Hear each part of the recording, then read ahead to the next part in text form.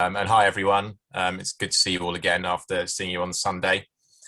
I'm just going to share my screen and we'll run through a fairly short PowerPoint presentation. This is really just to give you an insight into what's in the plan as it stands, and hopefully this helps you get some background and understanding into what other options may need to be considered to address the question. So what I'm going to do is just share this. Hopefully you can see. So just recapping very briefly before we go on, I think as we covered last Sunday and as Jamie's already recapped today, 29% of Devon's transport emissions are related to on-road transport. And as Jamie pointed out, around 2/3 of that is from car use. So really tackling the issue of cars and emissions from cars is vital in order to decarbonise and move towards a net zero future. And I think just recapping the point that Jamie also made, only a very small proportion of these trips are business trips. Only a small amount, around 1 in 6 trips is related to commuting. So it's all uses of the car that really need to be tackled. It's not just about tackling commuters, for instance. So just a bit of background into the plan and where we are. So a lot of work has gone into developing the Interim Carbon Plan, and there's been a significant focus in that on how the objectives of the plan can be met, and around defining key outcomes for sectors that influence Devon's carbon emissions. Now, transport is a key component of that. We've already highlighted the fact that it's around 29% of emissions, but in terms of the objectives that are in the plan, around 5 of those 8 objectives are influenced in some way by the transportation systems that we all use. So one of those is the fact that we need to phase out the use of fossil fuels in Devon. We need to minimise energy consumption in Devon, and the part that plays is around fossil fuels, but also electric. So moving to electric vehicles doesn't necessarily minimise our energy consumption. We need to engage our communities in acting for resilience and getting to a net zero Devon. And some of the transport objectives that we have are really focused on relocalising services and getting our communities more engaged and involved. And we also need to make sure that we're using sustainable resources and that we are using local economies and green finance in the right way. And again, transport is implicated in that. Well, I mentioned that there is 7 key transport outcomes, of which 6 of those will be partially achieved through reduced car use. The 7th that is not necessarily achieved through reduced car use is the need to transition all remaining cars to electric or ultra-low emissions fuel sources. And that obviously has a key role in decarbonisation, but doesn't necessarily achieve some of the other aims of the plan. And just to note that, and we've heard this come up in the conversations already, and it's great to hear you thinking about this, the carbon plan has considered the mix of urban and rural populations that Devon has. We know that there are very different characteristics. We have those highly urbanised areas of Exeter and Plymouth, but we have very deep rural areas in Devon as well. Jamie, for example, has already mentioned around buses and the challenges that we would have if we were to rely solely on commercial operators wanting to make a profit. And you saw the plan of what areas of rural Devon just were not covered in the case of those commercial routes. And I think in the last feedback that we had, I think it was Dan from Group 3 mentioned about the need to consider the different topographies that exist within Devon. So the Devon Carbon Plan has considered that. So just before we move on to those onto the actions that are in the plan and will help towards reducing car use, I think it's worth just noting that there are over 45 different actions in the plan specifically related to transport. So what are some of these actions that we've identified, and what might you need to start thinking around in order to think around some of the more difficult choices that aren't necessarily in the plan at the moment? Well, here we're going to be talking through those actions that in the plan that do help to reduce or are aimed to reduce car use. As I say, we're not going to talk through all the actions. There are many other actions in the plan, such as the need to transition to ultra-low emissions fuels, electric vehicles, which are in there and will certainly help towards decarbonisation, but aren't necessarily going to reduce traffic. So I think it's worth noting that in how we've pulled the plan together, we have ensured that the actions are grouped around key themes, and we're just presenting this in a way that it helps to this information to come across. And some of the actions, and I've color-coded these on the next few slides as we run through them, are committed or can be delivered within existing resources. So they are potentially easier to get to. Others are proposed and may need additional resources to be found, or maybe there's not a clear pathway into how those actions would yet be arrived at or delivered. In terms of the areas of the themes that we have actions around the theme of spatial planning. So that's how we plan our communities. And that's across the piece. That involves the urban areas, our rural areas, and how we just deliver developments and the ways that we live and interact. There are actions around behaviour change and how we engage our communities. So how can we enable people to make travel choices, and how can we give them options in order to do that? And then finally, we have actions around finance, economy and resources. So this is a very large area focused around how we actually deliver schemes, what money might be available, what implications there may be. And we've split this over the next few slides into 3 separate areas just to help highlight some of the actions. So we'll talk through those that are for walking and cycling, or what we sometimes term active modes, those around public transport, and other areas. Finally, the interim plan itself also has some actions around knowledge sharing, skills and learning, and that's about bringing in best practice and Devon being a pioneer. Now, a lot of those relate to aviation and rail, and we're not going to talk through those actions specifically here because a lot of those are around trialing new fuel systems, for instance, which aren't necessarily going to get us to reduced car use. So I will apologise for the next couple of slides. We have some tables. So what I'm going to do is talk through some of the actions that we have identified in the plan at the present. Remember, they are color-coded, so those that are in the red color here are those that are committed or can be delivered through existing resources. Those in blue are where maybe additional resources need to be found. And what we've tried to highlight here as well are those that affect urban areas and those that will have an impact in the rural areas. And that could be where there's an impact or where the schemes may need to be delivered. So taking spatial planning first. So this is how we live and how we design our communities.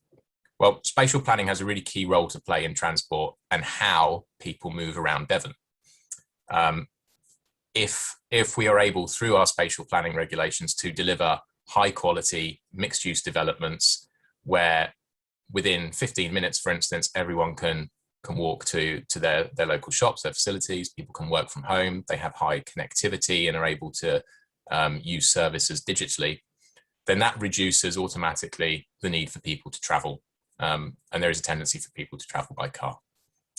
And so that can be met through promoting these developments that help to relocalize our services.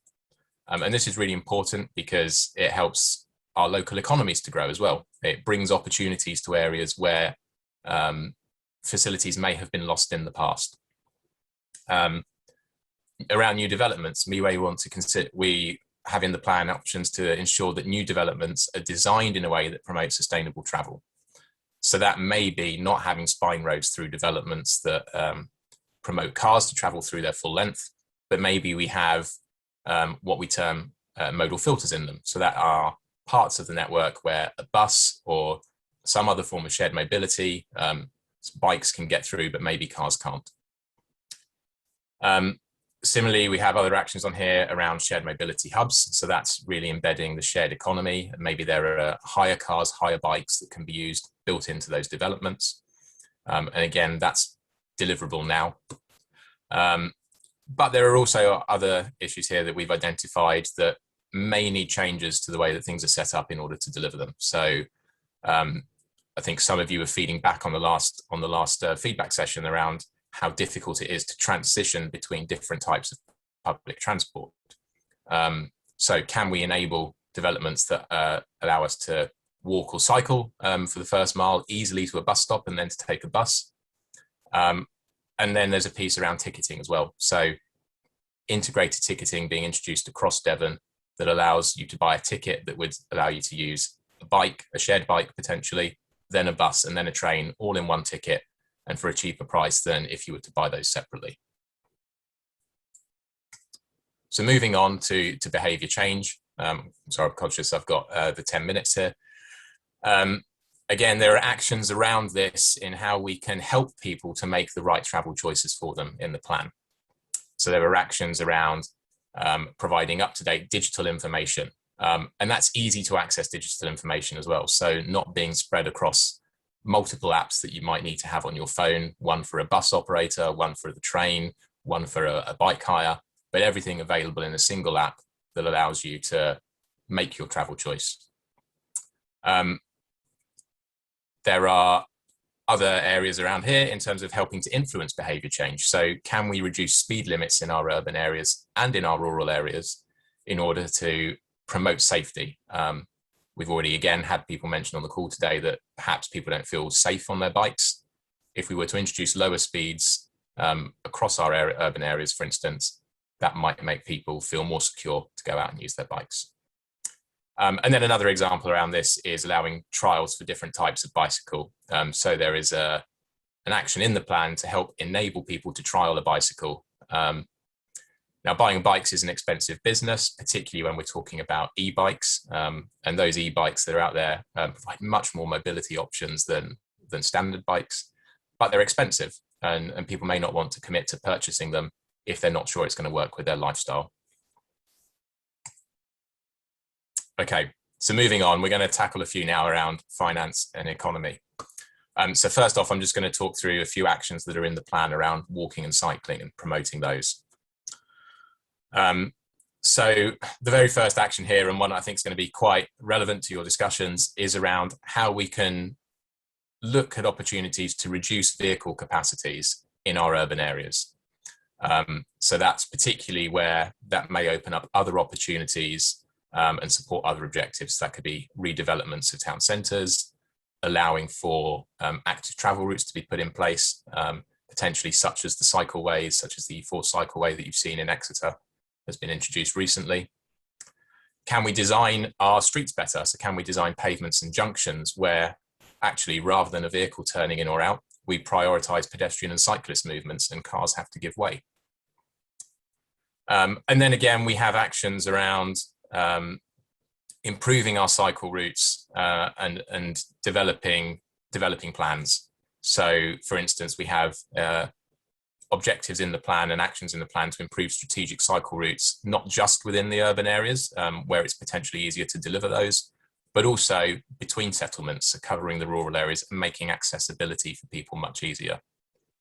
And we're now in a world where the government has issued improved guidance on what the design of those cycle routes should be. And again, helping us to make best use of facilities and to maybe make sustainable choices in getting to trains, getting to buses. Can we provide better, higher quality and more cycle parking across Devon at key interchanges? So that could be at bus stations, large bus stops, railway stations, in order to enable people to make best use of low carbon propulsion for those first and last miles of their journeys. Just a couple more slides. So one focusing on public transport here. Again, Jamie's already mentioned that there is in Devon a really great success story around rail, particularly before the pandemic. Now, a lot of the actions that we've got up here on screen are around buses. And really, these are about making bus the fastest possible mode of travel around our towns. So I'm sure many of you are familiar, for instance, with bus lanes that might exist, bus priority at signals, so buses getting to go green before cars do. But there is an element of perceived sort of tokenism around those. You know, those bus lanes might be for very short sections. They might not be operating all day. So really, this is about completely transforming how we provide bus priority across Devon to make it the fastest mode of transport. So that's dedicating highway space specifically to buses and maybe taking it away from cars. And then integrated ticketing comes up again here. So that big barrier to travel that we have of knowing you may need to purchase 2, 3, 4 tickets even, to maybe use a shared bike, to then use a bus, and to then use a train to make your journey. That's a really, that gets expensive. It puts people off because you have to have more tickets, you have to make more purchases. And so introducing integrated ticketing across all of our public transport modes, where you can buy a single ticket and use the bus and the train, is one of the actions in the plan. And again, around that, there is potentially something to consider around integrating timetabling as well, so that actually the buses are timetabled to arrive at a station 5 minutes before a train in order to reduce that wait time. Okay, and then finally onto the last slide. These are really some other actions around what could be done in order to use our finances and resources better. So the first one around these is ensuring that when efficiency savings are made in communities, for instance, the carbon implications of those are considered. So whilst there might be a saving to be made from closing a facility, actually, if that's kept open and services are able to be kept local, that reduces travel and reduces emissions that might be made by car trips. Working with government is another one here in order to better reflect how we cost carbon into funding decisions that are made. So at the moment, there's a large priority given to travel time benefits that people might experience from a new road opening. Well, perhaps that should be weighted against the cost of carbon more than is recommended at the moment, at present. And again, these are across all urban and rural areas. And then finally, total transport. This is an interesting concept around integrating transport services to reduce dead mileage and enable more efficient use of vehicles. And this applies in the urban context, but really does apply in our rural context as well. So this could be, for instance, using a school bus, which only operates in the morning, goes back empty, and then goes back in the evening. But once it's completed its journey, perhaps using that in order to make deliveries around rural communities, ensuring that it doesn't return empty and isn't driving around with dead mileage, and basically making better use of the transport system that we have. Okay, I think that's probably my 10 minutes up and probably a little bit more. Apologies if I have run over. And I will pass you back to our facilitators.